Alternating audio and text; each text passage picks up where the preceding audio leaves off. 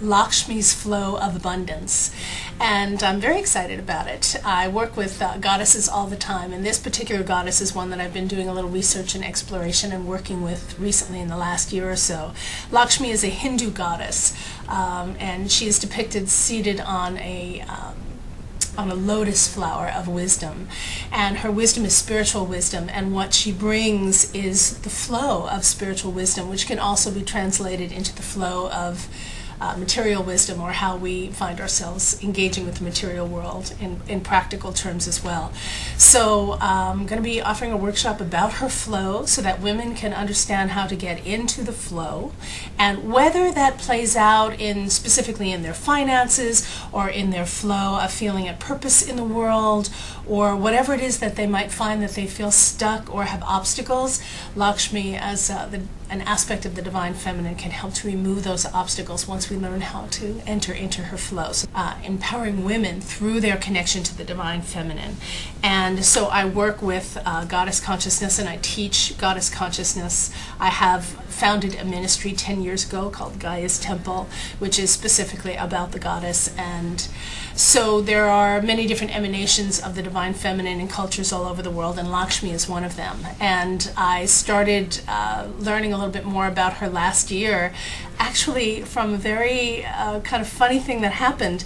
On my board of directors for Gaia's Temple, we were having a conversation, of course, about the finances. And one of the women on the board mentioned something about Lakshmi, and said that a friend of hers had kind of coined the phrase "Lakshmi likes me," which was, so we, all had a big giggle over that. I'm like, Lakshmi likes me. And so I just take any little thing that comes my way that I feel tickled by or inspired by, and, follow that thread. And so I did, and I started to do some research on her, and then developed a service at Gaia's Temple that I offered on that goddess specifically, as a way for not just women, men and women who come to Gaia's Temple, to take a look at the concept of flow, particularly in these economic times when fear just, stops everything and makes us want to withdraw and hold on.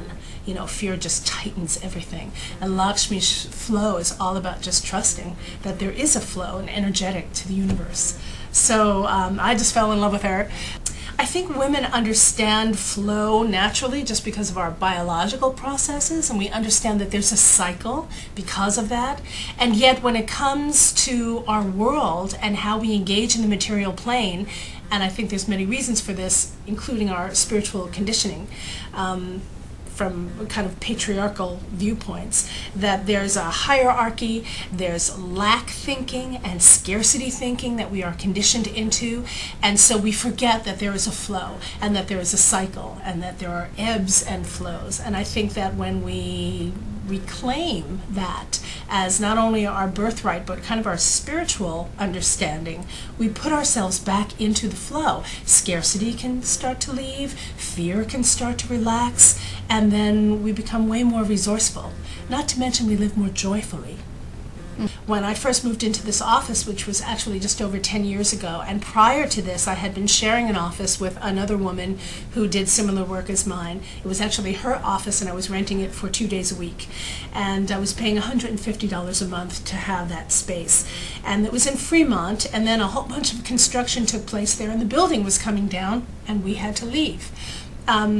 A very interesting story about how I found the office that I'm still in, but to kind of quicken this story, I came to look at this place, and I walked in. It's got a waiting room. It's about 3 times the size of the office I was renting before, and I would be taking it on myself. And I walked in, and I knew instantly that this was my place. And then the landlord said it was $525. So I was making a leap that was, more than 100% of what I had been paying. But I knew that if I stepped into the fullness and into a space that I knew was going to become essentially my temple, my spirit just knew that I would be in the flow. And it's 10 years later, and the rent's gone up, and I still somehow managed to do it. But I trusted that there was a flow.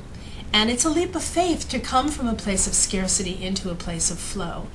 Okay, so there's a few kind of components to this that I see. One is a great sense of acceptance of where we are. Because I think that when we either in denial or we resist what actually is, we put a limit and we put a block. And I think that if we recognize that we didn't get here in a vacuum, just in general, our country, global economy, our personal financial situation didn't happen in a vacuum. It didn't happen randomly. It's occurred slowly over time, and now we all find ourselves here in this same boat collectively.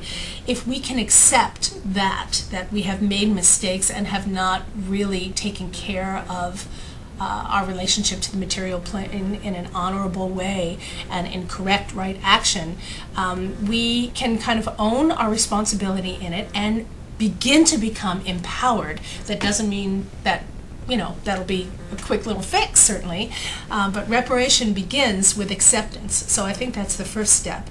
And then the second step is that when you have hard, constricted economic times, it makes you really take a look at what you value and what really matters, because when you have less of a surplus or an overflow, where you channel your resources has to become very, very specific. And so that begins to shift our consciousness from what things cost or what the price is, and more about what we value. And when we really start to take a look at what we value, we begin to also get into a flow for our own personal truth and what matters. So I think those are two things that have to happen, or that are occurring right away. And the other is that the flow is not only monetary, and we are a culture and a society that has developed and conditioned us to believe that as soon as we can buy the bigger, more, consume, that's going to bring us happiness and value and joy in our life. And when we take a look at this, like, that is not making me happy. It's driving me into debt. It's driving me into stress. It's not good at all. And we start to take a look at what we really value, we recognize that there's a flow there as well, but it's not necessarily in dollars and cents. And so I think that's more of a shift in consciousness, and I think the shift in consciousness is how we're going to, that and some specific, reparations about getting out of debt and better stewardship of our resources is going to help, can't help but help what's going on globally and personally. Mm-hmm. It's a spiritual value behind what takes place materially. And we've been conditioned to believe that the material thing is going to take care of that and make our souls happy, and it's just completely backwards. Well, the faith tradition that I follow is pagan. It's earth-based. And what that means is that the elements of earth and air and fire and water and spirit are the elements that are the components of our lives. And so when we follow an earth-based form of spirituality, we see that spirit is inherent in all of those elements. So there is value and intrinsic value and honor to each one of those elements, which are the elements that compose nature. That is the divine feminine, Mother Nature, Mother Earth. And so from an earth-based viewpoint, we don't see our souls or our spiritual practice, let's say, to be more valuable than how we take care of the earth. We don't use the earth as a resource for ourselves or a commodity. It's alive. Earth is a sentient being. And so because we do call our earth Mother Earth, and the divine feminine begins to find, that's where we find it. And for women to reclaim who they are as divine beings and to recognize that is incredibly empowering, particularly after, close to anywhere from 6,000 to 10,000 years that we know of in written history, where the divine masculine has had, precedence and all powerful. So really getting back down to the earth and literally getting down to earth and earth's elements is very empowering for women, and for women to recognize themselves as divine, which is another reason why I do this work with goddess consciousness and with many different goddesses, and reclaiming and bringing to the fore the different aspects of the divine feminine in cultures all over the planet that are still worshipped or revered or somehow are in the mythology, and they've just kind of been lost over time as the one male god has come to power. And look where we are. I don't think that that the divine feminine is seeking to do what has occurred in the patriarchy. I don't think it's one is going to be powerful and now it's time for the other to be powerful. I think really what the divine feminine is looking for is inclusiveness and balance. So we're not looking to become a matriarchy. Well, I'll speak for myself. I don't think that it's supposed to become a matriarchy as opposed to a patriarchy, but I do think that the balance is really what is necessary on this planet. That is really what makes it very empowering for women to recognize themselves as divine, not, the beginning of sin and, she who brought sin into the world and evil and base and unworthy, devalued. That's been going on for so many centuries that women have forgotten their divine essential selves. In this day and age, in our times, there is more of a balance than there has been for thousands of years, but there is still a great disparity. When you look at the major religions on the planet, they are still patriarchal. God is still a man. Men are usually in power. There is a hierarchy. What's kind of coming up from the groundswell now is more about this kind of inclusiveness. But like, for example, and this isn't just to toot my own horn, although I can say that I'm really pleased with it, but the ministry that I founded, there are ministries that are popping up around the country that are goddess worship and that are led by women, but they're like a drop in the bucket compared to, Anytown, USA, with 1,000,001 different churches that are not pagan, that don't include the divine feminine. So we still have a long way to go until you can find in any particular town not only a temple, a synagogue, a church, a mosque, but a grove or, a goddess temple. That is not common. It's still rather uncommon.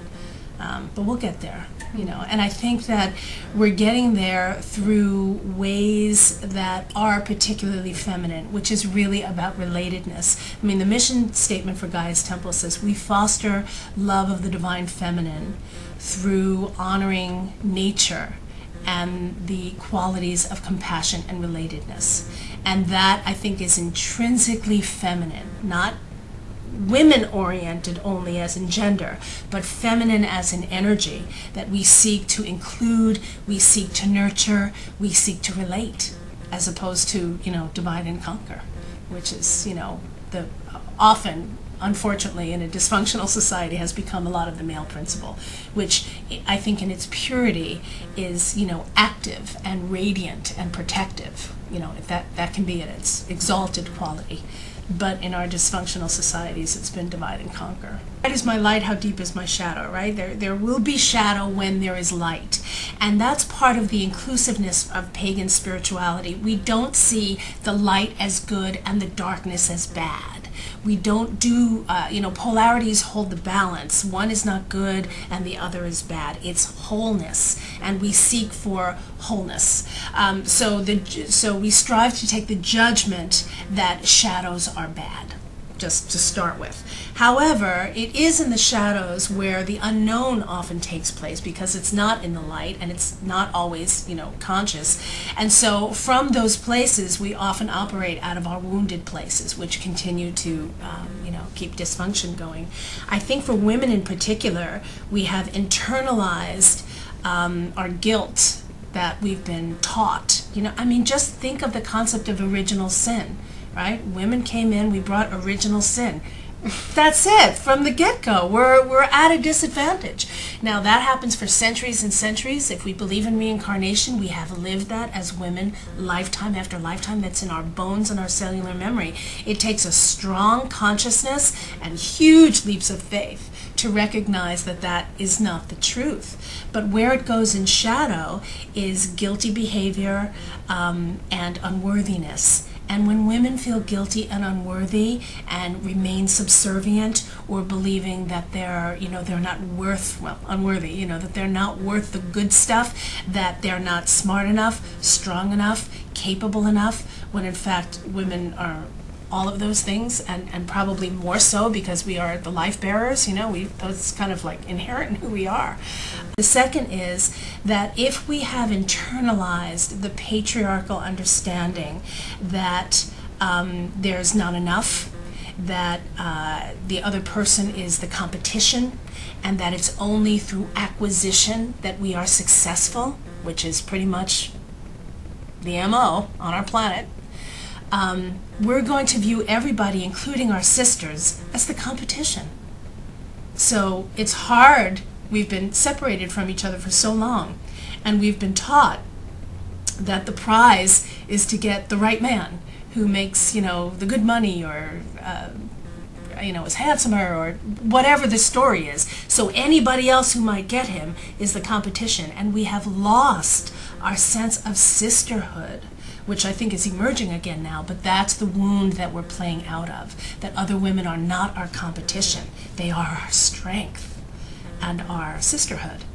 And I think that is going to change the world right there, because that is a patriarchal construct. It's not natural to women. That's what we've been taught, that's what we've been conditioned, and that's what we're used to. And then we see it everywhere, so it's not only what's going on inside of us, but then we see it in all our relationships around there, mothers and mothers-in-law, and mothers and daughters, and, friends betraying each other, and it's sad. It's really sad, and I don't think it's natural. I think it's conditioned, but I do think it's a wound, and I think a lot of us are not, or have not been consciously aware of it. And I think as we bring that up into our awareness, we can heal it, and then we'll be joining hands, instead of fending each other off. That is already happening in the whole wave of ecofeminism, which is our kind of return to the earth, taking better care of the earth. Everything from organic gardening and permaculture to women being able to find each other, forming circles, forming groups. It started in the 70s with consciousness raising, and now here we are in the 2000s, and we're creating ritual, and women are recognizing themselves and being initiated as priestesses. They're standing up for spiritual service. They're stepping forward. They're recognizing that that they're not limited.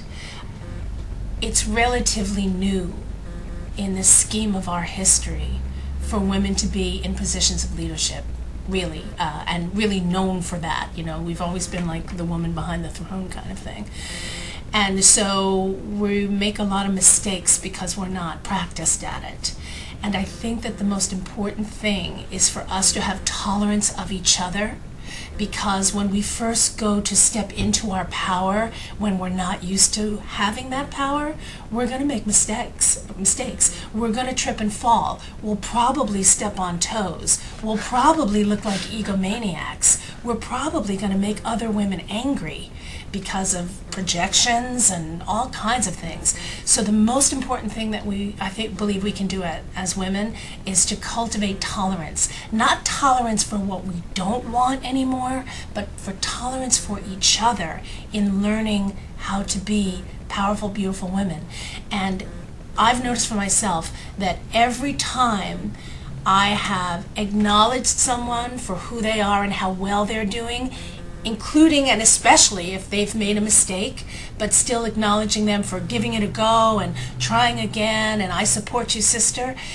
It's like a flower. It's like Lakshmi's lotus that opens up. It truly is the spiritual wisdom, and it's going to carry us, as opposed to continuing on and on, tearing each other down because we're not practiced.